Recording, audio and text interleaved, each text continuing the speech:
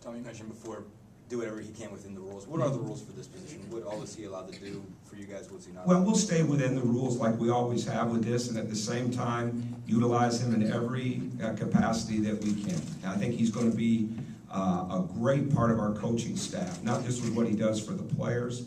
And certainly there's ways to utilize him and practice without him being on the floor. That's the one part that he cannot actually be an on-court coach per se, of going through the drills and things of that nature. And I'm sure it'll take a little getting used to for that, because that's one of his areas of strength. But there's still a lot of different ways to work through that in the sense of what he can bring to us out on the court in practice, and the observations that he can make, and the observations that he can make for players. And it's going to be a great tool for him to learn how to do that without actually being able to do some of the hands-on things that he might be used to doing. But certainly he's going to be a huge part of recruiting on campus. He can't go off campus and recruit. He's not a guy that can be making phone calls, but with where our recruiting's at and where we're presently at, as far as with players and where we're at location-wise and the ability to get players on this campus, I think he's going to be a huge part of that. It's going to really take our recruiting up in those areas of just the on-campus experience for players. And so I'm going to get off that golf cart a little bit more and let Calbert take them on the golf cart. That'll be a whole other level of, wait till you start doing that. Okay, that'll be a whole other level of knowledge he'll get. But to me, we'll do everything we can do, stay within them, but just having him here, having his presence here, and getting his insights into things. And as far as where he sits on the bench, it'll be either right up at the front or it'll be by the players. That part of it I haven't dove into enough to exactly know what the rules on that right now, but we'll stay within him, and at the same time we'll utilize him 100%. How did you guys meet? Now, did you meet once you took the job, Tom, or had you guys met before? I coached against him, but I mean it was in a GA situation. I think it was just that summer. Right? Yeah, it was that summer. I think it was I think it might have been in French Lick, right? Yeah, and then I went to see him when he had his event in Evansville, and I went when he had Coach Knight speaking there. I got to spend some time with him there. The big thing to me was when you get to know somebody is when they come with you. And he traveled with us, and he'd come on campus, and he'd just be a part of it. And that's one thing that I think separates Indiana in a lot of ways, not only Calbert, but so many of the people that he played with and so many other people that played here. When they come back, and I got a chance to really witness this working for Coach Izzo at Michigan State when Magic Johnson and people like that would come back, it meant something to them. There's no, hey Calbert, will you tell them this, that, and the other thing? They take care of it themselves.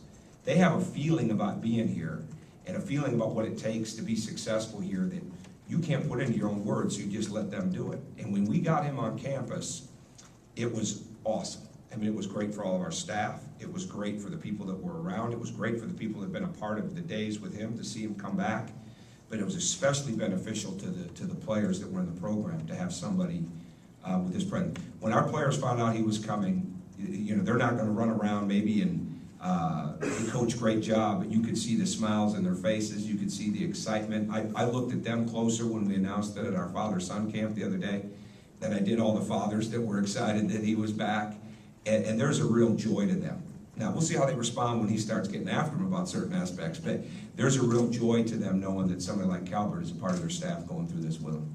When the position opened up, were you hoping that you could bring in a former player to fill it? I knew the criteria that we wanted to fill when Drew left. And Calbert, it wasn't the first time I'd ever thought of it. Calbert has always been somebody. Rick Greenspan brought it up, maybe our first meeting when I first got here as head coach. But the time wasn't right for him in those situations, whether it was just going into retirement or then it was going into the NBA with Golden State. But the most important thing is to develop a relationship with him, so if that day ever comes, that it makes sense, and at the same time respect him and his family enough that if it's not right, then it's not right. And they just happened to be at that time. If he wouldn't have chose to come now, it wasn't going to stop me from maybe pursuing him down the road. But the fact that he did choose to come meant that the time was right for him and his family. And that was the most important thing. This is not a situation where you take somebody and we'll try to work him into what we're trying to do. This is where you know what you need, you know what you want, and he was the best candidate for it. And it just happened to work out. Have you talked to any of your, heard from any of your former teammates and anything since you've taken the job? Oh, yes, I've heard from Allen, Henderson, Brian Evans, Randy Whitman, Keith Smart. Heard from a lot of guys. Like I said, it's a great feeling to be. It's a tremendous feeling, a tremendous honor to be back. Here at Indiana University and on campus. Like I said, I couldn't ask for a better opportunity than what Coach has given me here, and I really do appreciate it once again. You've always been real welcoming to the former players anyway, having the leading scorer here. How much does that even make it more welcoming? Well, I don't look at it like that. That's a huge part of it, but this is a situation where the character and the person that he is and the family that he has overrides the talent that he played with. And that says a lot when you consider the talent that he played with. But I mean, I did my homework too in the sense of, okay, this is a high profile thing. This is a former player that had a lot of success. The only person I talked to that could shed any light on it for me was Bill Self. So I called him and talked to him about the whole process of him bringing Danny Manning in. Because it's the same thing to me. When you bring in a player like Danny Manning to Kansas, you bring in Calbert Cheaney to Indiana, it's the same deal. And so that was really the only person I wanted to check and see how that went for them, what kind of situation and transition period they went through, all those types of things. Each person is different, but it was unlike anything that we had done. But it's been easy. And I think the bottom line in any relationship starts with the trust and respect that people have for one another. Then you don't have communication gaps. Then you don't have agenda gaps. You don't have any of those types of things. And his love for Indiana, his care about this program and university in this state, you look at what he's done in Evansville. I mean, look into the money that he's helped raise in that city. And you get an idea of what this guy has been about that didn't even have anything to do with Indiana University. And you get a chance to see the values of him. He came up for an interview, and we cut it short so that he would have time to make sure he went home and saw his mother. That's a big deal to me. I mean, that's a really big deal. It's just part of his life, but to me, that's a big deal because I would do the same thing. I would do the exact same thing.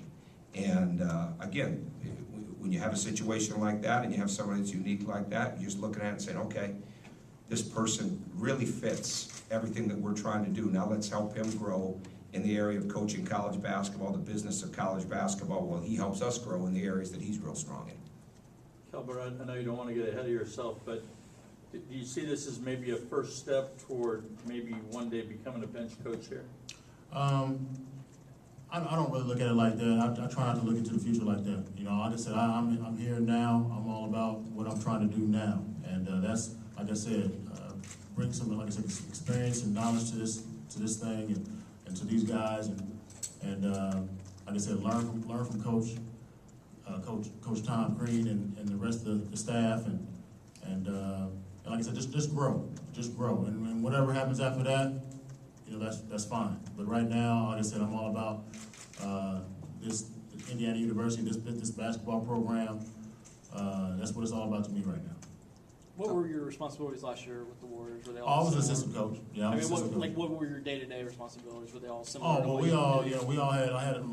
I had shooting guards, small forwards, those guys, work with those guys on a consistent basis. Toward the end of the year, I was in more into the preparation part of it.